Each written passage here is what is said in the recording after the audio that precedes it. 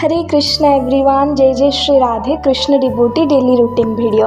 तो सकाळु सकाळु उठी स्नान आदि करी तिलक धारण करबा परे कुंज बिहारी जी को उठाइबा परे कुंज बिहारी जी को आरती थाली सब सजई देला परे कुंज बिहारी को स्नान कराइबा पे बसई देथिली।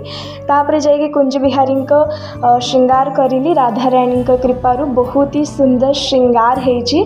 जदि आपण माने इंस्टाग्राम रे देखुछंती तो आपण माने फॉलो करंतु, जदि यूट्यूब रे देखुछंती तो यूट्यूब रे लॉन्ग वीडियो भी अपलोड हो जाए, समस्ते लाइक सब्सक्राइब करंतु।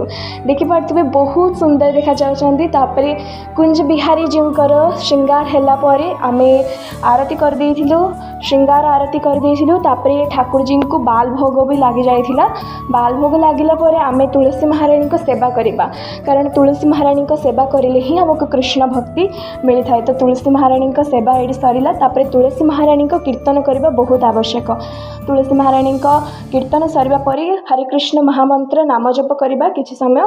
तो हरे कृष्ण महामंत्र जप करबा परे आमर आउ गोटे मंदिर अछि लक्ष्मी नारायण भगवान सेवा करबा परे मु आसी जाइथिली कुंज बिहारी जी को सुंदर सुंदर भजन सुनाइबा पे। तो बहुत सारा भजन सुनाइबा परे मु तापरे श्रीमद् भगवत गीता पढ़िथिली, कारण कृष्ण डिवोटी माने भगवत गीता पढ़िबा बहुत आवश्यक।